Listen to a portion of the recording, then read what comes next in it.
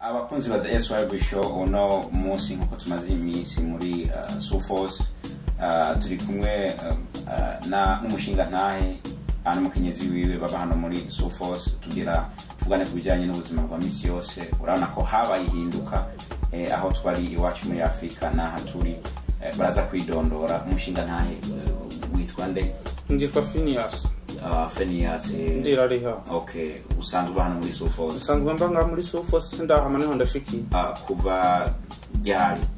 Kuva mu 2007 gushika uyu munsi ndaha. Okay, turi kumwe hariya n'umukenyezi wawe mwitwa bande kugira ngo abantu ariko barorera kugira ngo babamenye? Izina ryanje nitwa Nimpaye Christina, mugabo bamenyeye Siyajari Christina kuko igisi byose nacho bimadi. Siyajari nk'umuntu agwamagaye Siyajari urumva nyene ko atakibazo kirimo? Ndavyumva kandi iryo zina yatume kuko mbona byose bicaho nyene birenga nkuko mbona nyene ko ari bisanzwe wanje. Kubera isi atari yanje. Okay, turashima kubona uno munsi mwemeye kuba mwodo ikiganiro muri The SYB Show. Ndibize nk'abantu twazimiranye mu misi ishize canke ibihe birenganye burashobora kwatibariye abantu turabibuka. Turabashimira je ndikwa Steven na Rafael kenshi barakunda ko bambonye muri The SYB Show. Reka tugaruke mu kanya rero kugira ngo tuje mu kiganiro nyezina.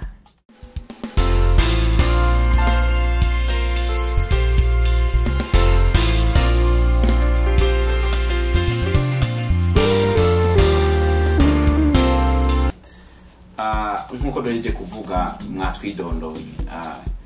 muri make uno munsi twimviye ko nka The SYB Show ko mubaye abantu ba mbere mutwemereye abubakanye tuvugane kugijanye nihinduka ryo yarabaye bivanye na hatwe muri Afrika na hano umushinga ntari kurarabuko abantu twari tubanye na cyane mu ngo hariya twari muri Afrika na hano hari ikintu cyo cyarahindutse kubijanye n'imigenderanire yabubakanye ko we musanzwe mubakanye kuva muri Afrika na hano. Ni kweli cyo kibazo umbajije icyo kibazo ni cyiza kukimbaza. Muri make dufatiye hariya twari tusanzwe tuba ugafatira n'ibintu vyaha muri make ari ibintu byagiye birahinduka dufatiye hariya twaba abantu benshi nk'abakenyezi wahura kenshi ari abantu baba mu mihira baraba abana, ariko tumaze gushika ngaha kwa ubuzima bugoye bisaba umugore n'umugabo mwese muri ku kazi. Ariko ari mu kibazo cagiye kirashika muri ivyo bintu ugahura umugore n'umugabo amaze gukora ntiberewanye kubijanye n'amahera bifatiye kira muntu ngo agera amahera yiwe undi agera amahera yiwe bikabananira aho hantu katikati kugira ngo batondeke burabingene bopanga ubuzima bwabo bw'iminsi yose yakazoza n'umuryango wabo bikagerageza kunanirana. Rero aho hantu gerageje gukurikirana izo ngorane ziriho mu bantu batari bake bamwe uhura bimeze neza abandi ugahura izo ngorane zirahari. Okay, reka tuje hariya kuri nyina w'abana uri kuraraba nkuko mutamabuze hariya ati kenshi usanga harashobora kujya mu bibazo by'amahera n'ibindi muri Afrika bavuze ko abakenyezi baguma mu mihira mugabo barakora uharuye muri Afrika baguma kubera bashobora gukurikirana abana mu mihira. Ubu naho urumva hagiye gukurikirana abana mu mihira no kujya ku kazi. Kuri icyo kintu uri kuraraba ubona haraho biremereye bivanye nuko wari usanzwe ubimenyereye hari iwacu? Urumva hariya muri Afrika haragera igihe tukavuga ati senaka tugende kurema twagenda nimba nzanye nk'inkwi nawe gafata umwana tukafata urugendo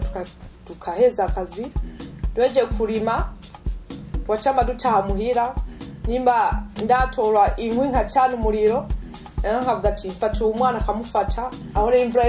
yari imvura nyene ihambaye gose. Ariko tumaze gusohora into ica ntangaje umugabo ati sina akaranga ko muri Afrika kuko abavyeyi bacu bakuze tubona ba papa bicara abavyeyi bacana umuriro bacu mu bugari babatirikanga kumeza baje. Rero sohoye ino turava ku kazi twese urobe umugabo urobe umugore twese dukora haje umugore nkora nk'amasaha 9 cyangwa umugabo akora amasaha 9 n'igice jewe umukenyezi ndica hajya muri kapitera nkamurindira kugira dutahire rimwe. Ikintangaza niko dusohora muhira hako yovuga ati ndogufasha iki ashikira ku TV akavuga ati nyambura ibirato nyabuna ndarushi naje nkaca mvuga ati ndakwambura ibirato kandi naje ubona naje kandi ndusha turusha twese ahubwo hinge ndoze isafuriya nawe ucana umuriro kugira ngo bigende neza. Rero icyo ntangaje kweri aha muri Amerika kuko tumva yuko twese nk'uko Imana yavuze ati yadusize hamwe tubakaramata niko bikera yuko twogera turafashanya mu buzi butandukanye.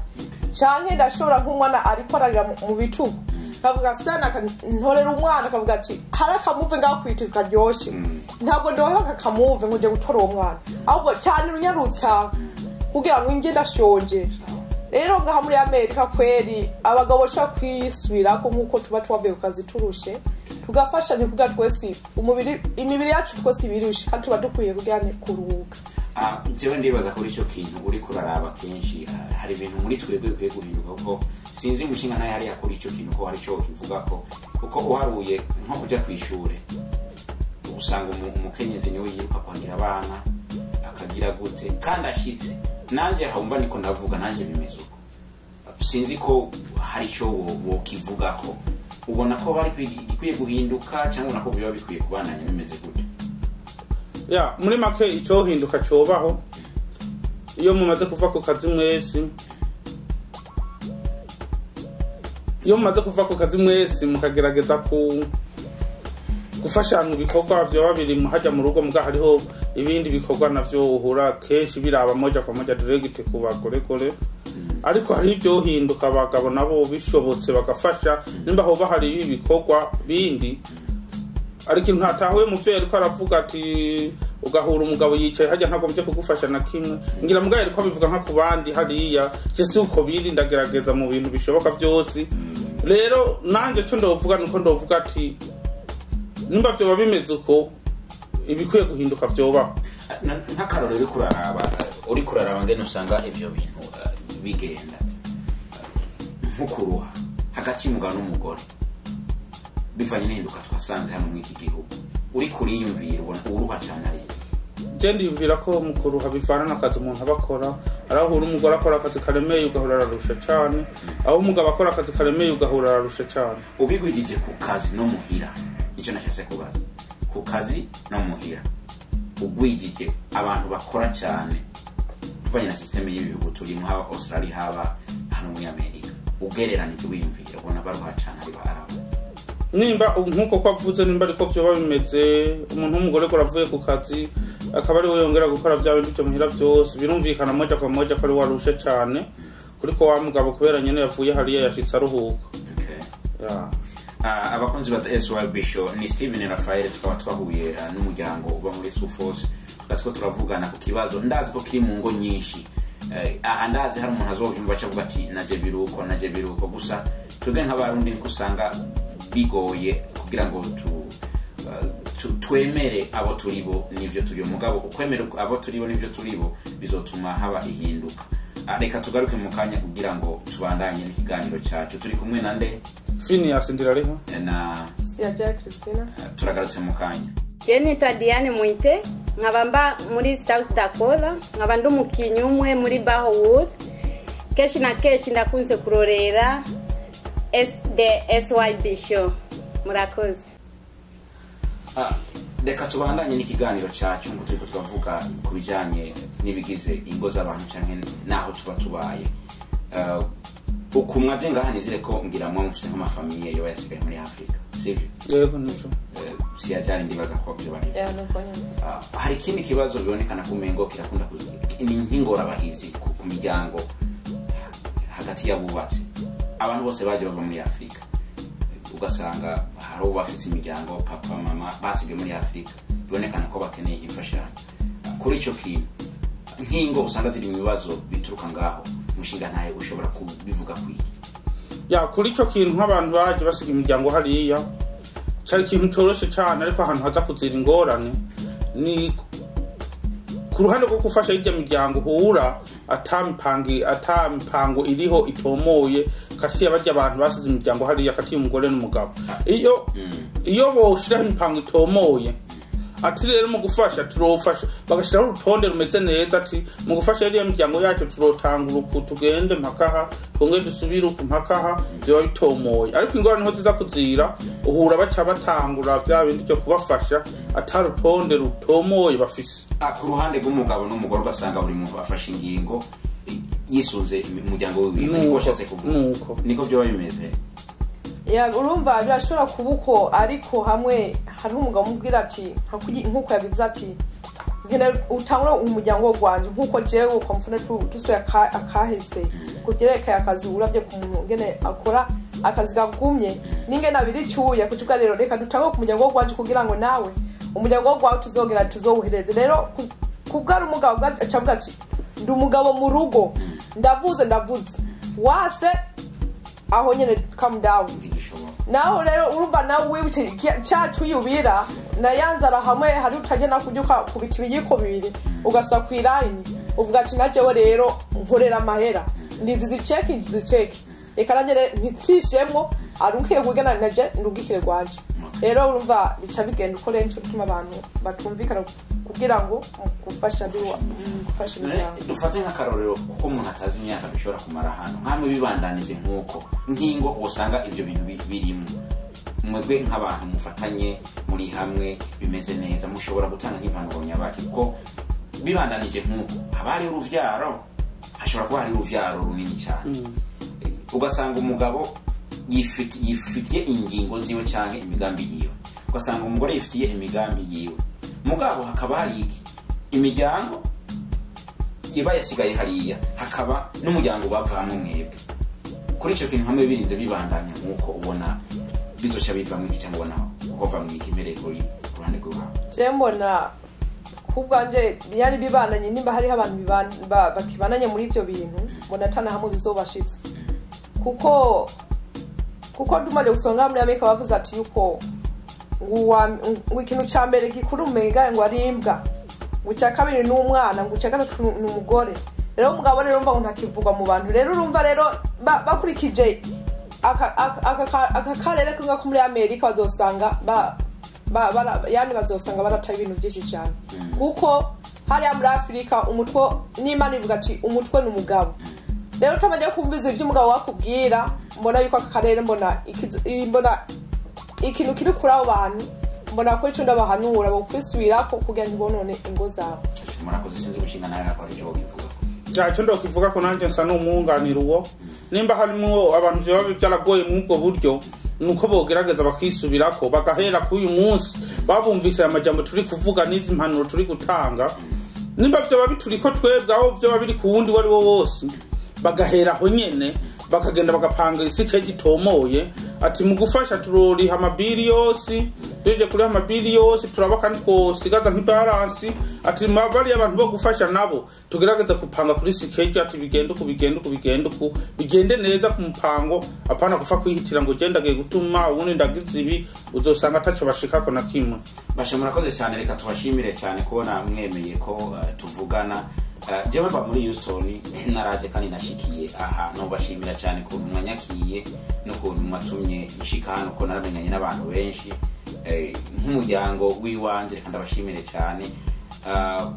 uko mwahora mubona cyangwa mwumva SYB show ubu ikabiri kwiravugira mu nzi wanyu cyangwa yabagendeye mu nzi wanyu mwasanze imeze gute abantu mwogira ibyo mubabwiye kujanye na SYB uko mwayibonye nuko mubibona n'impanuro mwoduha cyane mwoha SYB ukuntu dushobora kubandanya dukora uko twatanguye kuyibona tugirana ibintu nyene umenga ntaho bifatiye ariko gushika uyu munsi ko mwamaze gushika mukatwegera natwe twabonye ko ari ibintu itomoye cyane ifasha kubera iyo umuntu aravuga ijambo ryubaka kandi rihanura iyo hari vugira mu gisagara kimwe aho mwisirimwe uhura bigoye gushikira abandi ariko kubu buryo mwatoye mwaragize neza natwe turabashimiye kandi tukaba tubashimiye nako kigoro mwagize kugira ngo muze ngaha mutwiyegereze natwe tuyivugire ko kandi tuyibone twumve n'ivyimviro byanyu twabonye ko ari ivyimviro bitomoye ntotera kamo ku bandi bantu bo bari mu yandi masiteti mu yandi masiri nabo kubogerageza kuya barumviriza SYB show kugira ngo ibafashe bumve ibiki nabagire cyo batereye aho baherereye sinzi gute nawe bivanye nuko nimba haraho waramaze kuyumva cyane kuyibona ubu tukaba twashyitse hano ukaba watubonye ukaba dushima nuko waweme kudereza ikiganiro ko ibi we wavuze uzosanga biri muri rusangi muri community y'abarundi haba hano haba mu bindi bihugu bitandukanye bivanye no kutumvikana kuri hagati y'imiryango n'ibindi harunda zo bati nuko nyene mbere nkaje umugabo wanje ashitse usanga yakubisa amaguru abiri naho mvukintu na kimwe ntiyumva SY Bishop wayibonye gute woduhanura iki canke abandi bantu bataratanga umwanya huu babwira gute? Ya mucambage kweri mfise umunezero utasanzwe nkuko twakwakiriye nkuko uri umuryango ariko icyo kintu watanguje kweri Imana yo gufasha kigatera kije imbere ntigisubira inyuma ahubwo kitere kije imbere kugira nabo bantu abari mu state atandukanye yani niyo bacama bumva yani izi nyigisho zacu twacamye tuvuga yani bazogire akigoro yani bahamagaye n'imiryango nyene bumvirize neza yani nimba bazoba bafise isimu yani isimu bazogire iyo kugira ngo bagire ntibayumvize amajambo neza kugira ngo bumvirize kuri SY Bishop baramba barakananiye none dufate nk'abantu baba muri Sufosi ngo barabantu bavuga ati ugasanga barorera Kingwendu ugasanga barorera abandi bantu nk'ubu urumva uragiyemo uwo basaba iki uwo babwira iki abo muririmbana umukorera mukora ku kazi gira akajambo babwiye ubarabe hariya gira akajambo babwiye yari mu ncamake kweri abo dusangiye akazi ndabaramutse mu izina rya Yesu abo turirimbana nabo yani bagira umwete yani bagira ibiti kugira ngo nituzobe ibiraro by'abandi bacaka ahubwo tubane tugenda mu ijuru ibindi byo abandi nabo yani ndasalimiye yandi amastate yose atandukanye abamenye n'abatamenya igikuru ndazi yuko Yesu yadupfiriye ku musaraba tuzobona niyo mu ijuru amen. Murakoze cyane mishinga ntani baraka jambo kanyuma umwanya ni gwawe. Akajambo kanyuma ndovuga nuko nanje nsalimiye abantu bose aho bambona ku uyu munsi nkababarira ati Imana ibahezagiraho muri hose turoze tubonane Imana ibikunza turoba tubonaniye hose nuko nje jambo cyane tudahejeje hari amajambo n'ubise mukoresha wewe n'umugenzi wawe kuramutsa mu bita gusalimiya kubera ikintu gusalimiya nkacama ni kirundi cyangwa ni gihago usanga bigoye urabona twega ahantu twaba tuhereye ahantu twaba mu Burundi ni ku mpaka wi Burundi ni Tanzania twabana n'abahare twe turananirwa kuvuga ati turabaha turabarundi tuvuga iruga zose kubera ko bayi Tanzania tuba mu Burundi tuvuga iruga zose tugacanganya nta rurimi na rumwe tumenya ngo ni iruga yahe twovuga neza. Murakoze cyane yini SY Bishop muri Sufose muragize neza murakoze cyane umwami wampezagire nawe mani guhezagire bye bye.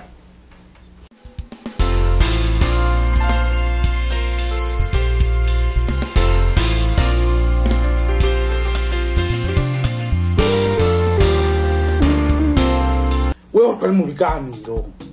kubera ko bavuze ngo sinagufasha ibintu byo mu nzu wakumvye abantu bose babimenye byavuye kuki none gantuze aho urafasha aho nabava ku kazi shikana ibega isiga hajya nkashika mu bikona wigarami hajya wakuse kane ku TV n'ama computer ubwo wamufasha kweli erega vugisha ukuri umuntu w'Imana none wa musi konda gufasha nkafata umwana haje sinagufashije Imana yoza wo vyemera kweli ngiye kwihanura ihanura n'abandi bavyumve basi ngiye kwihanura mugabo turi mu bikino ntuvuge n'abandi bavyumvireho yuko abagore bagira bacinigwa rero ntagacinigwa muri Amerika twese turi umwe nkuko Imana Yesu yadufire ku musaraba kugira ngo tubumwe kandi yaduhuje tube umwe wo kwihanura nturo kwa mvuga yose urantunga komera